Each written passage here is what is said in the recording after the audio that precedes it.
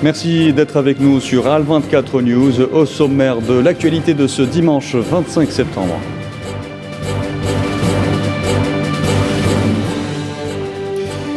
Adhésion de l'Algérie aux BRICS, Alger réitère son engagement à présenter une candidature d'adhésion au groupe des grandes puissances émergentes.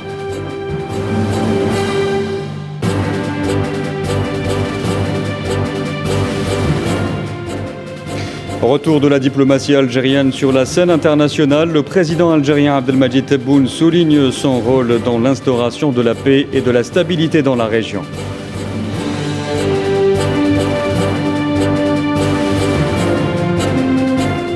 Législative en Italie, l'extrême droite en tête des intentions de vote, une montée inquiétante pour Bruxelles.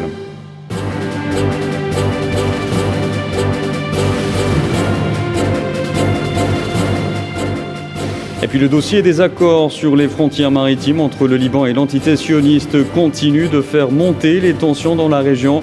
Le ministre de la Défense sioniste menace ouvertement le peuple libanais.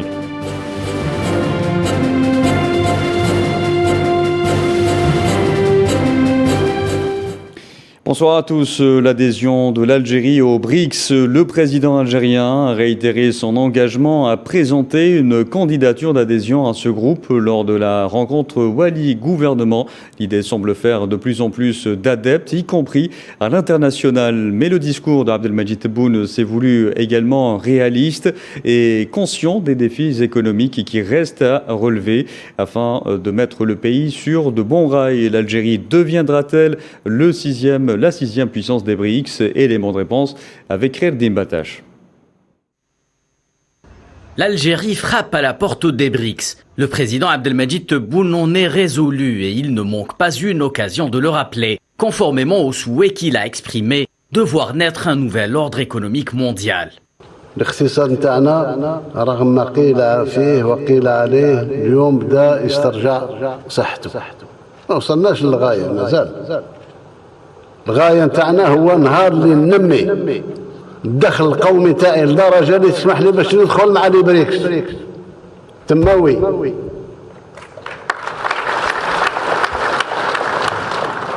رانا نحضروا ليها إن شاء الله. Mais l'accession au temple des BRICS aux côtés de puissances telles que la Chine, la Russie ou encore l'Inde exige de l'Algérie un supplément d'âme en matière de réalisation et autres avancées économiques, notamment au niveau des principaux indicateurs comme le taux de croissance du PIB, la valeur de la monnaie, la maîtrise des chaînes de valeur et l'amélioration des taux d'intégration des filières industrielles. Cependant, force est de constater que le pays est déjà sur la bonne voie en matière d'orientation économique, avec une réduction drastique de l'ensemble des déficits budgétaires et balance des paiements, ainsi que celui des importations, conjugué à une amélioration nette du niveau des exportations hors hydrocarbures, avant de faire plein cap sur la relance de l'investissement productif en adoptant un cadre juridique pragmatique et volontariste. L'Algérie a également prouvé au monde entier sa résilience en endiguant rapidement les retombées de la crise Covid sur son économie. Il est de ce fait clair que l'Algérie ne compte plus rester à quai et voir les trains défiler. Elle compte faire d'une éventuelle adhésion aux BRICS la base de son retour sur la scène économique internationale en faisant valoir ses nombreux atouts, richesses naturelles, jeunesse ou encore positionnement géographique stratégique. Une adhésion qui semble déjà faire l'unanimité au sein de ce club très restreint, en témoignent les propos tenus récemment par les deux ambassadeurs chinois et russes à Alger. L'Algérie qui ambitionne de réduire sa facture d'importation, notamment en matière de céréales, dès la prochaine saison 2022-2023. L'objectif étant de produire 9 millions de tonnes de céréales par an, une quantité équivalente à sa consommation. À cet égard, les instructions ont été données au ministère de l'Agriculture afin de prendre des mesures d'incitation en direction des agriculteurs, notamment en matière d'irrigation et de disponibilité des engrais et des différents intrants.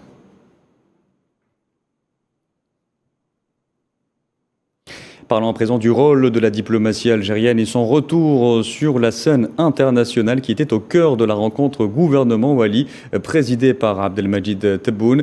Le président algérien a notamment mis en exergue le rôle de l'Algérie dans l'instauration de la paix et de la stabilité sur les scènes régionales et continentales. Souhila Kilal.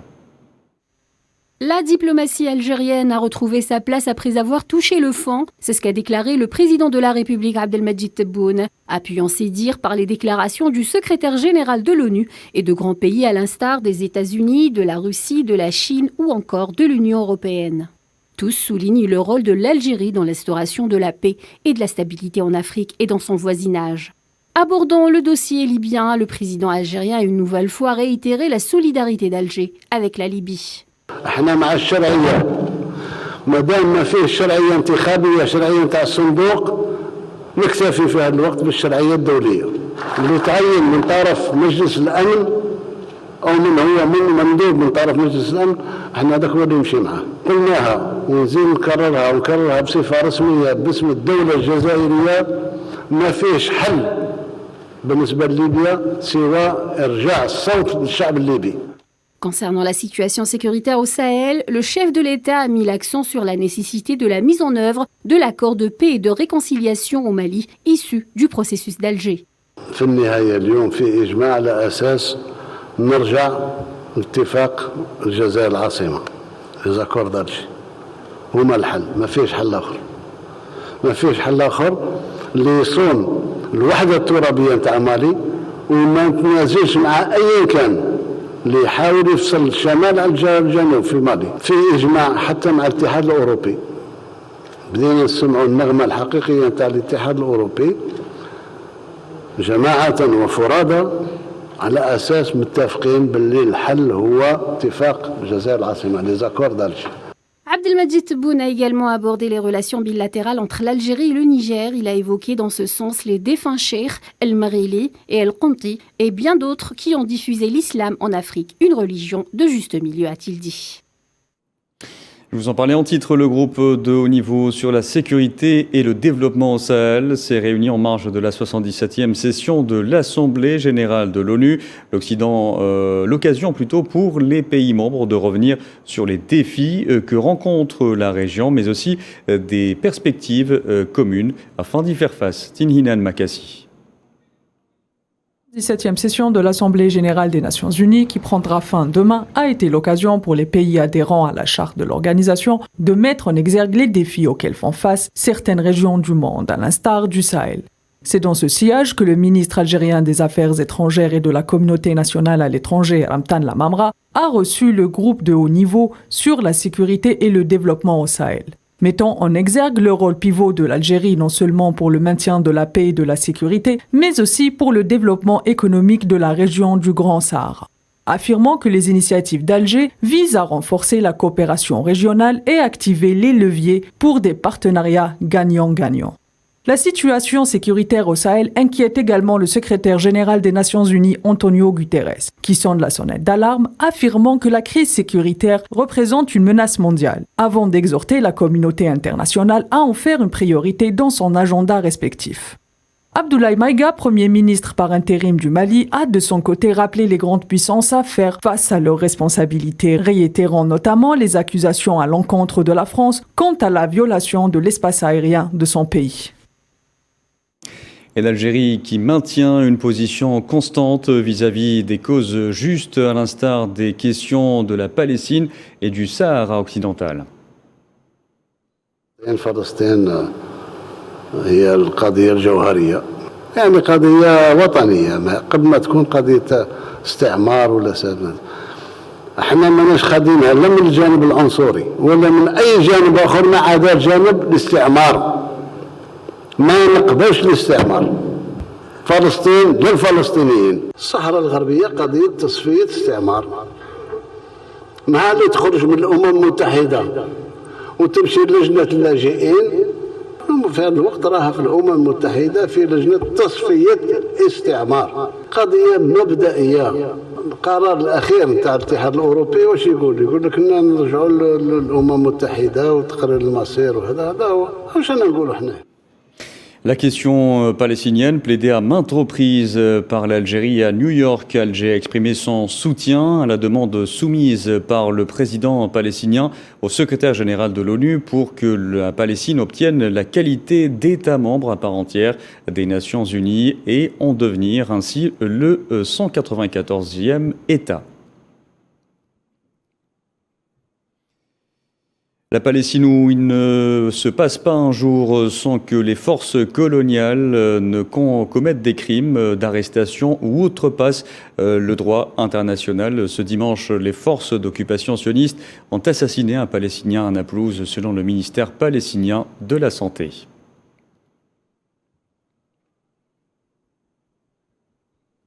Les questions palestiniennes et celles du Sahara occidental ont également été défendues à l'Assemblée générale de l'ONU par d'autres nations, à l'instar du Venezuela.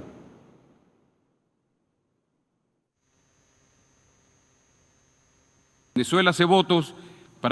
Venezuela espère que cette Assemblée générale écoute la voix de la raison, de la sagesse et du sens juste, à travers la reconnaissance des droits légitimes des peuples du monde et leur respect. Nous demandons la réparation du tort que subissent les peuples de Palestine et du Sahara occidental, qui continuent d'être privés de leurs droits à une patrie. Et toujours en parlant du Sahara occidental, le Front Polisario a salué hier la position de principe et historique du Mozambique et du Front de libération du Mozambique, Frelimo, qui ont exprimé leur soutien à la juste lutte du peuple sahraoui pour son autodétermination.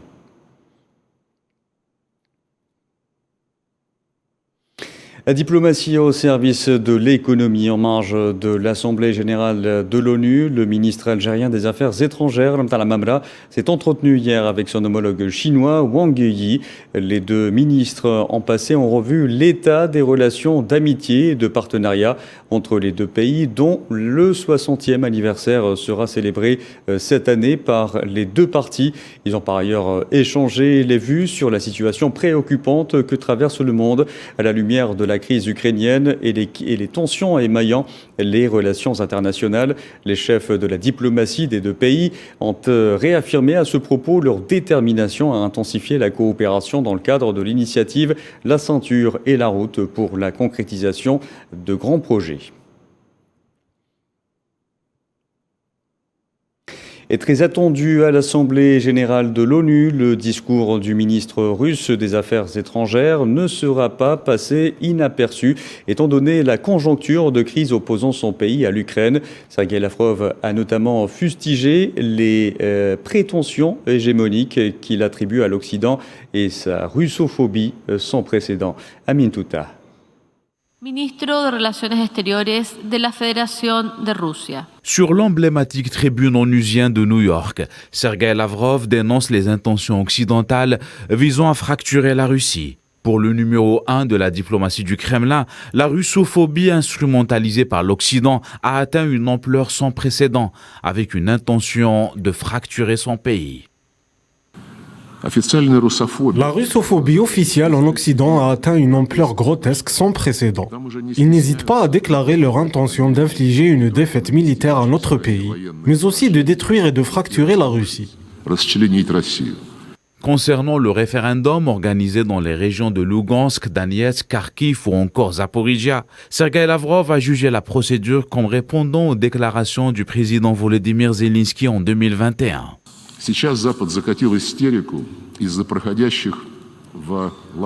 L'Occident fait maintenant une crise à cause des référendums qui se déroulent dans les régions de Lugansk, Donetsk, Kharkiv et Zaporizhia. Mais les gens ne font que réagir à ce que leur a dit le chef du régime de Kiev, M. Zelensky, en août 2021. À l'époque, il avait déclaré « Quiconque se sent russe pour le bien de ses enfants et petits-enfants doit sortir et aller en Russie ». Une allocution du ministre des Affaires étrangères russe qui intervient dans un contexte de tension accentuée entre Moscou et les capitales occidentales. Ces dernières mènent une campagne de sanctions économiques sans précédent à l'égard de Moscou, en plus de l'appui militaire pour Kiev, ce qui a causé entre autres une crise énergétique entre les deux blocs.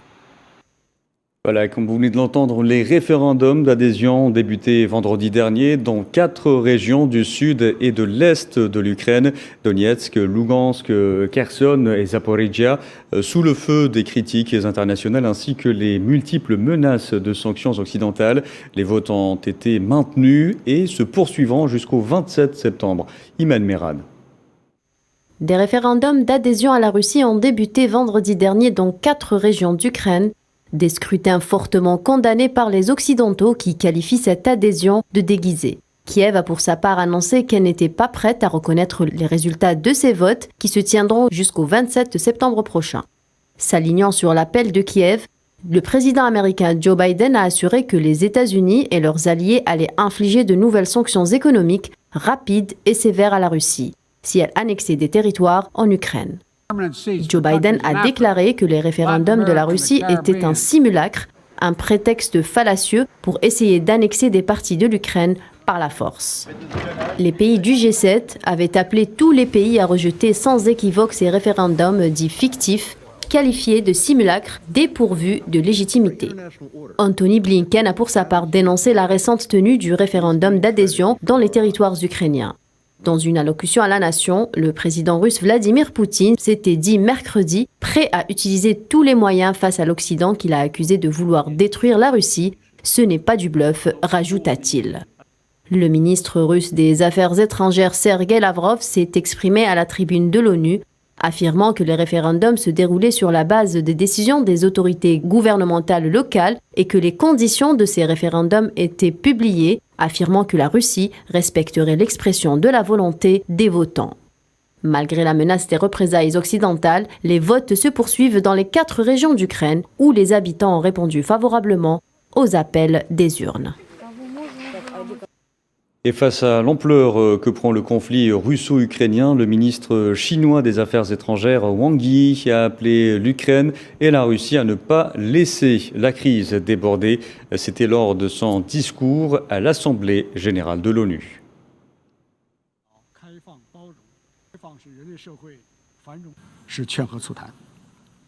La Chine soutient tous les efforts en faveur d'une résolution pacifique de la crise ukrainienne.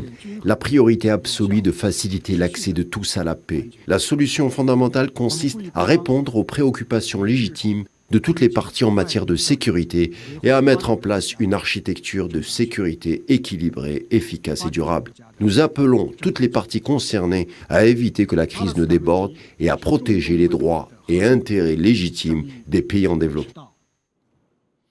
L'hiver de tous les dangers pour l'Europe et l'Allemagne en particulier, sur le plan énergétique poussé par le manque de gaz russe. Le chancelier allemand Olaf Scholz, en visite officielle de 3 jours aux Émirats arabes unis, vient de parapher un accord prévoyant la livraison de gaz liquéfié pour l'année qui vient. Après une campagne de nationalisation du secteur énergétique, le gouvernement allemand éprouve le besoin crucial de superviser sa sécurité énergétique. Karim Bouaziz. Ne plus dépendre d'un seul fournisseur d'énergie, c'est sous ce credo que le chancelier allemand Olaf Scholz effectue une tournée officielle au sein des pays du Golfe, afin de tenter de nouer des partenariats énergétiques. Le but surtout étant d'atténuer les retombées de livraison de gaz russe sur fond de conflit en Ukraine. Une sécurité énergétique cruciale pour le pays européen, assortie d'accords qui prévoient la livraison de gaz naturel liquéfié vers l'Allemagne à la fin de cette année, via la mer du Nord et surtout le terminal flottant de GNL de Brunsbüttel dans le nord du pays. Une visite à Abu Dhabi du représentant allemand après celle prévue durant la journée d'hier, ainsi que la rencontre avec le prince héritier saoudien Mohammed Ben Salman. Prochaine étape pour Olaf Scholz, le Qatar, pays riche en gaz, pour s'entretenir avec l'émir Sheikh Tamim Ben Hamad Al Thani. Le voyage du Qatar, du représentant allemand, lequel intervient au lendemain de la signature d'un important contrat de 1,5 milliard de dollars entre ce pays et le géant gazier et pétrolier français Total Energy pour le développement du plus grand champ de gaz naturel au monde. De tels projets qui revêtent une importance cruciale pour une forte demande européenne au seuil de la saison froide et tenter un tant soit peu d'obliquer les capacités de production de gaz en provenance de Russie.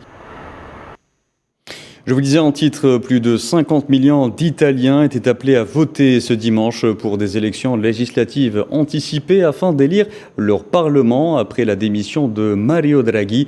La coalition de droite menée par Giorgia Meloni, la leader du parti d'extrême droite Fratelli d'Italia, avec à ses côtés Matteo Salvini de la Ligue et Silvio Berlusconi de Forza Italia, est en tête des intention de vote, une potentielle victoire qui inquiète Bruxelles. Naïla Hamouda. Des élections cruciales pour l'avenir politique de l'Italie. L'extrême droite est au port du pouvoir. Giorgia Meloni, chef du parti post-fasciste Fratelli d'Italia, a de grandes chances de succéder à Mario Draghi au poste de Premier ministre. Elle était en tête tout au long de la campagne électorale.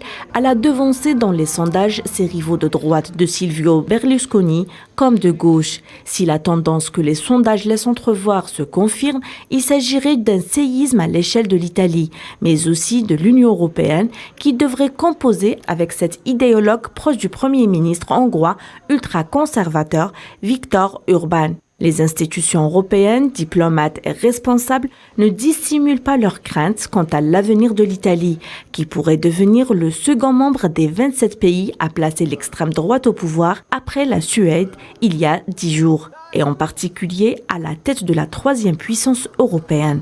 Le chemin du gouvernement issu des élections apparaît d'ores et déjà semé d'embûches.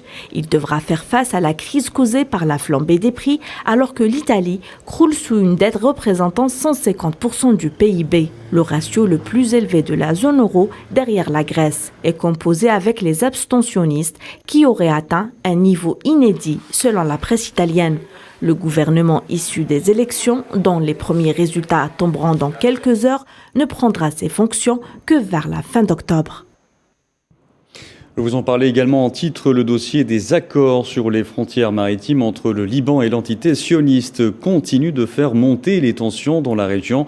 Les dernières déclarations du ministre de la Défense de l'entité sioniste sont clairement des menaces dans un contexte d'instabilité croissant dans la région. Sofiane Baroudi.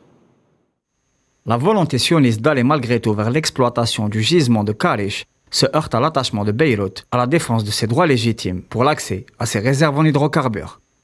Benny Gantz, le ministre de la guerre sioniste, a menacé hier le Liban de grands dommages en cas de confrontation entre l'armée d'occupation et le Hezbollah, mouvement de résistance libanais. Dans un contexte d'escalade dans la région à la lumière de la crise autour du dossier des frontières maritimes et dans une conjoncture internationale ponctuée par une montée des tensions autour des ressources énergétiques, notamment en Méditerranée orientale. Pour rappel, l'Américain Amos Hochstein s'occupe de la médiation indirecte entre Beyrouth et Tel Aviv. Cette action diplomatique peine à porter ses fruits dans l'absence d'un accord sur le tracé des frontières maritimes. À ce propos, la visite récente du chef d'état-major sioniste Aviv Koravi à Paris a aussi introduit la France comme acteur de la médiation. D'ailleurs, l'entreprise française Total aurait, selon certaines sources, scellé un accord avec la partie libanaise pour l'exploitation des ressources énergétiques contenues dans les eaux territoriales sous la souveraineté de Beyrouth. Pour rappel, le secrétaire général du Hezbollah avait mis en garde l'entité sioniste de l'exploitation des gisements tombant sous le coup de la souveraineté libanaise, principalement celui de Karish. L'organisation de la résistance libanaise avait envoyé 3 drones dans le bassin gazier contesté, il y a de cela 3 mois. Ce geste a été interprété comme un signal de détermination à la défense des droits du peuple libanais, mais aussi de la capacité d'action dissuasive de la résistance. Les signaux envoyés par Benny Gantz, eux, augurent d'une potentielle confrontation régionale pendant que les actions de la résistance palestinienne se multiplient, principalement en Cisjordanie occupée. Et place au sport à présent pour parler des championnats du monde d'aviron en République tchèque où s'illustre le rameur algérien Sidali Boudina. Ce dernier a remporté la finale B des championnats du monde en parcourant les 2000 mètres en un peu plus de 7 minutes 40 secondes. Sidali Boudina est en direct avec nous. Bonsoir. Sidali Boudina, contente de joindre. Donc Sidali Boudina, je vous rappelle, a remporté le championnat du monde, ou plutôt et a remporté la finale B des championnats du monde en parcourant les 2000 mètres en un peu plus de 7 minutes 40 secondes. Nous reviendrons à lui dans un petit moment. Retour à l'actualité donc internationale. Au Venezuela, de fortes pluies ont provoqué une inondation qui a fait au moins 7 morts lors d'une réunion religieuse à laquelle participaient une quarantaine de personnes dans une région des Andes vénézuéliennes limitrophe de la Colombie.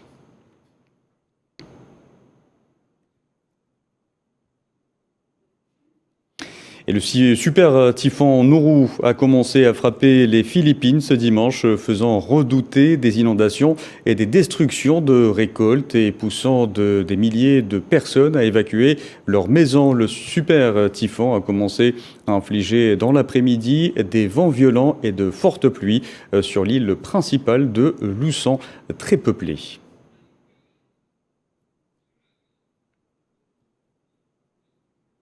Donc retour au championnat du monde d'aviron et retour à notre invité Sidali Boudina qui est en direct avec nous. Bonsoir. Bonsoir à vous. Merci pour cette invitation. C'est nous qui vous remercions. Alors vous avez remporté la finale B des championnats du monde en parcourant les 2000 mètres en un peu plus de 7 minutes 40 secondes. Tout d'abord, j'ai envie de vous dire quel chrono vous avez réalisé. Vous êtes dans le top 10, 7e dans les mondiaux de Rakic. Quelle sera l'étape suivante? Quels sont vos projets? Le chrono était de 7 minutes 01 et 46 dixièmes plutôt. C'est un très très bon chrono pour moi. Je bats mon record personnel. Je fais le meilleur chrono de la compétition. Malheureusement, pas au bon moment. J'aurais aimé faire ça en demi-finale et passer pour la grande finale, mais malheureusement, l'expérience a manqué en demi-finale. J'ai raté de peu la qualification en finale. Mais ça reste de bons présages pour la suite. J'ai atteint ce niveau grâce à une dure préparation toute l'année. Maintenant, les objectifs à venir, clairement, ça sera les qualifs olympiques l'année prochaine, qui arrivent très rapidement. Et après, ça sera les Jeux de Paris. D'autres objectifs peut-être pour votre carrière? Oui, effectivement, il y a une médaille à aller chercher au championnat du monde l'année prochaine. Vu le niveau que j'ai atteint maintenant, il faut juste continuer à travailler dans cette lancée-là. Et je pense que, Inch'Allah, la médaille sera là l'année prochaine. Nous vous le souhaitons en tout cas, Sidali Boudina. Merci d'avoir été en direct avec nous et nous vous souhaitons une bonne continuation pour la suite de votre carrière. Donc voilà, c'est la fin de ce journal. Merci à vous de nous avoir suivis. Vous pouvez retrouver ce programme sur le site d'Al24 News ou sur nos différentes plateformes en scannant le QR code qui s'affiche en bas de votre écran. Excellente soirée.